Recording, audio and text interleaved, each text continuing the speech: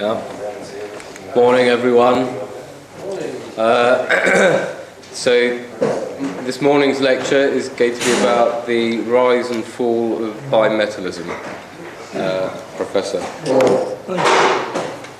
Thank you, Sandy. This lecture is found in the handout. It is, in fact, chapter 2, and then we'll continue on with chapter 2. Now, chapter 2 we have started early on in this course, and I just remind you to put this into context. We talked about the two types of marketability. Marketability in the large, that's what Menger studied in connection with the origin of money. And then the second one is the marketability in the small. And we became interested in, and in fact we split the original concept of marketability of Menger into two types. This one, the marketability in the small, is interesting because this comes in when you inquire about the origin of interest. And we emphasize the parallel story. Both problems, marketability in the large and marketability in the small, give rise to a search. The first one, the search for the commodity, monetary commodity, with the highest marketability in the large. And as we explained during we don't know how long, may have been several thousand years, goes back to the time when writing was not yet invented. The search for the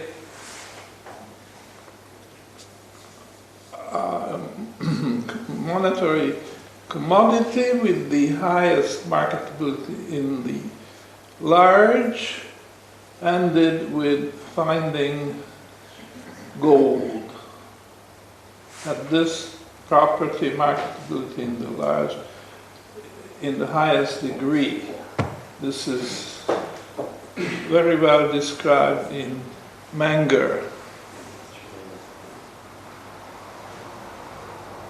But parallel to that, there was another search, searching for the monetary commodity which had the highest marketability in the small, because that is the commodity which can be hoarded and is hoarded the greatest ease, or smallest losses.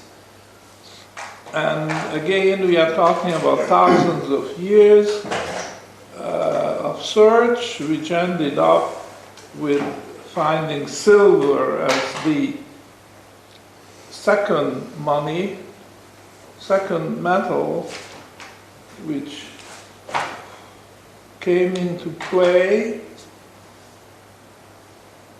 And this is very interesting because this explains the duality of money, which existed even before gold and silver came to the fore. We mentioned some examples, ancient Greece. This is very clear from the Homeric eposes, the Iliad and the Odyssey, that cattle or sometimes sheep, played the role of commodity with the highest marketability in the large, and grain, highest marketability in the small. And there have been many others. Salt in particular was a very good example. During Roman times, this is clear from the English word salary. What the soldiers got, and other. Well, even today, we call salary is the remuneration, but that comes from the Latin word salt. So originally, salt was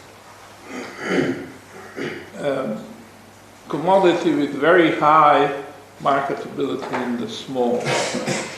But ultimately it all ended up in the two metals, two precious metals, gold and silver. And peculiarly, this survived until towards the end of the 19th century in the form of bimetallism. Now, how it came to be that they actually fixed the bimetallic ratio and they lived with it for hundreds of years is not clear, because I'm sure there was no fixed ratio between grain and cattle. So originally this fixity of the ratio of the two monetary commodities was not there and didn't have to be there. The system worked quite well with a variable ratio. Now, of course, grain and cattle look very different. Not just look, but are very different type of commodities. And on the other hand, gold and silver are very similar. They are both metals, have similar properties, and this might have been the reason why the ratio got fixed. Or perhaps, that's also a very plausible assumption, it just happened that the ratio was pretty constant. And when people, especially governments, found that this ratio by nature, they thought, was very stable, they said, well, then let's make a law that it has to be stable. You see, and then all the banks and financial institutions have to follow this. But this was a mistake. We don't know who made it, but at some point the ratio got fixed, and this introduced a very great potential instability. And now the history, so what is bimetallism? Bimetallism is a monetary system with two monetary metals, gold and silver, with a fixed exchange ratio between the two. And this is the bimetallic ratio, which is fixed by law. And now we know it was a mistake, so let's see the rest of the story. That's why I said the rise and the fall of the bimetallism, of this monetary system, which is based on two metals. And we now know why two metals. You see, this is, if you just study the monetary history, history of money, they talk about bimetallism, but they don't explain why this came into use and why the previous monetary systems also had this duality, two types of commodities. We go one step further here because we introduce the two types of marketability in the large, which is also called saleability, and in the small, which we call hoardability. And I think this is logical, and it's a step forward. We understand much better the history of money if we take this into account. And we ought to mangle the idea. We introduce, of course, the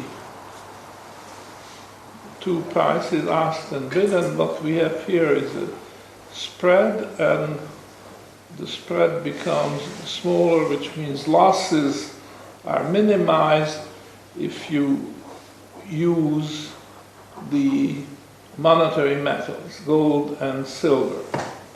So this, a very similar process, explains why gold and silver have this stocks to flows ratio the highest. We mentioned that the stocks, above the ground stocks of gold, is a high multiple of the annual flows, which means the output of the gold mines. So in other words, to accumulate as much gold as we presently have in the world above ground, not counting the ore reserves of the mines. And we are talking about gold which is already mined, refined, put it into bullion form or gold coin form. So this stock is corresponds about 80 years of production. Well, there are different numbers, and the actual number is not significant for our purposes. The interesting thing is that all these numbers give you a high multiple of the annual flows at present rate of production. So just imagine it would take 80 years to double the existing gold stocks. On the other hand, if you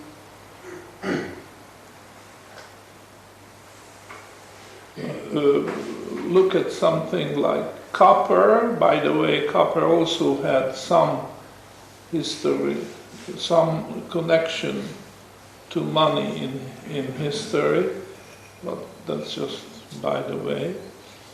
If you look at copper, you find that the stocks to flow ratio is a small fraction, which is very interesting.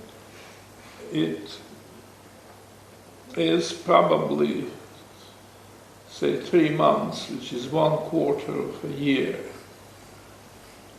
And we can go one step further and explain the reason for that huge discrepancy between the monetary metals and the non-monetary metals. The reason is declining marginal utility. It's not our job to discuss that concept. very important concept, again introduced by Menger. But just as well to refresh our memories, let's say that much, that declining marginal utility means that the next unit of any commodity will be less valuable to each individual because its needs for it have been satisfied by the previous, and at each stage you have the remaining needs are relatively smaller, so actually the value declines. Value is not intrinsic in the commodity itself. Value is in the eyes of the beholder, to quote a proverb, and the outcome is declining marginal utility. So when you list all the commodities, you can rank them according to the rate of decline in the marginal utility. And again, this is a kind of search for the commodity which has the smallest rate of decline. There's no point in asking for the largest rate because that's not very interesting, but obviously perishable goods or goods which like newspaper have a topical interest would serve as an example. Much more interesting is the question, what is the commodity with the rate of decline in marginality the smallest? And that's, of course, gold and silver, the monetary metals. And in fact, what happens here is that this rate of decline is actually ultimately getting so small that for practical purposes it can be ignored. And one might say that the marginal productivity of gold, and to a large extent also silver, are constant. Now this concept has been challenged by Mises and his circle, and they say that marginal utility, constant marginal utility, is a contradiction in terms. And it is a contradiction in terms because it suggests infinite value, which is contradictory, you see. Now, this is very interesting because Mises went wrong in making that statement. And he went wrong because he ignored or forgot about the very thing we are studying here, and which he could have related to the same question. And that thing is the origin of interest. Because what interest means, and that's in the case of the monetary metals, gold, but also to silver to some extent, but let's just talk about gold, is going to reduce this infinite value, because once you have interest, then you limit to the extent of the existence of interest, you limit the demand.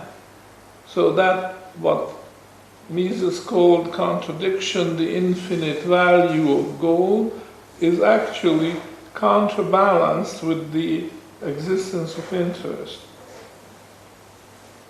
Because if you want to acquire gold, you have to pay interest. So that will cut down the infinite demand and infinite value, and the interest can be considered as a limiting factor. So one more thing I'd like to add. To the concept of marginal utility in general. Because in general I found that the statement of the marginal utility is one-sided. It leaves out another aspect of it. So when I am asked to define marginal utility of some commodity, I do the same thing what we did here several times. We take all the people, okay, and rank them according to their utility. That's not the way to say it. We rank them according to the utility of this good. Let's say copper, it's easier to fix our ideas. So we study the marginal utility of copper, and for that purpose we survey all the people according as they attribute a utility to copper. Here the word marginal hasn't occurred yet. We are talking about utility.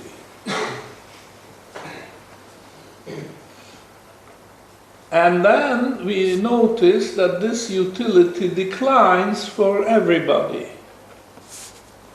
Okay? Because this is very common, that you are buying copper, buying more and more, but after each new purchase, your need is reduced because your stockpile is increasing. So the next unit, you may not be prepared to pay the same price as the previous unit. You have this decline. The utility of copper to you is declining. I still haven't used the word marginal. So this is just a general feature. The utility of copper is declining to everybody. Now, but the rate at which this utility declines will be different for different people. That's very important, because now I can say what I started to say, but then I had to reformulate it. The rate at which the utility of copper is declining from one person to the next is what we use for ranking. So we list all the people, okay? We list all the people and ask the question, at what rate for each of them will the utility of copper decline? Now, let's take some concrete examples. If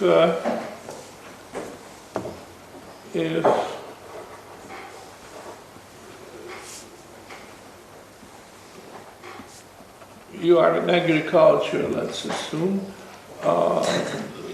perhaps you need very little copper, but you need some to make jugs, to make maybe plates and a few other things, and that's it.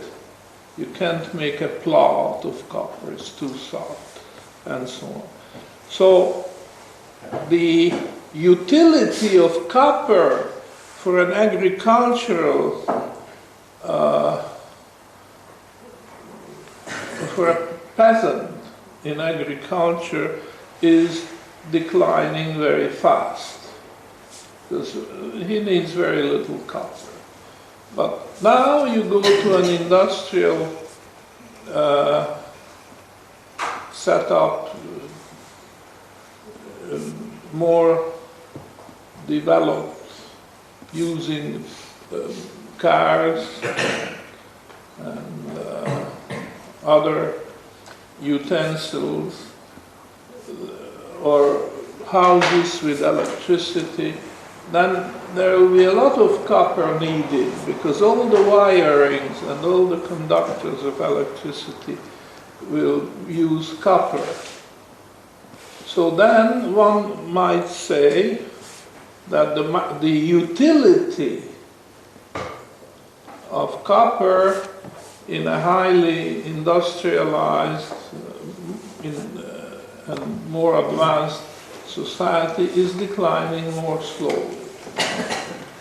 The wider scope of applications of copper. And I still haven't used the word marginal, but now I'm going to use it, because I have ranked all the people according to the rate at which the utility of copper declines for them. Okay?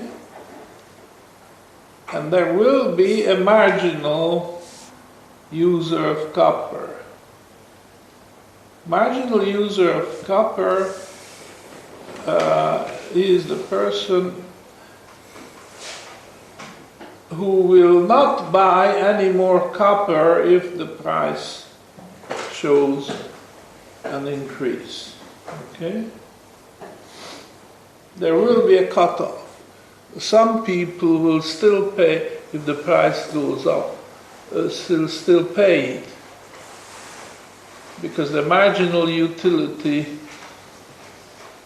because the utility of copper declining more slowly to them.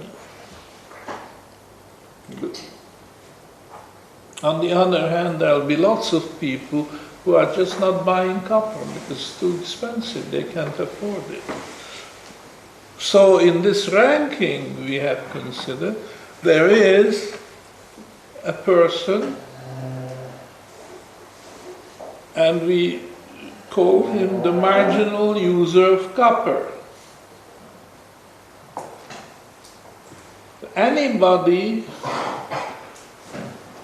to whom the rate of utility of copper is lower will fall to the left, and these are the sub-marginal users of copper. And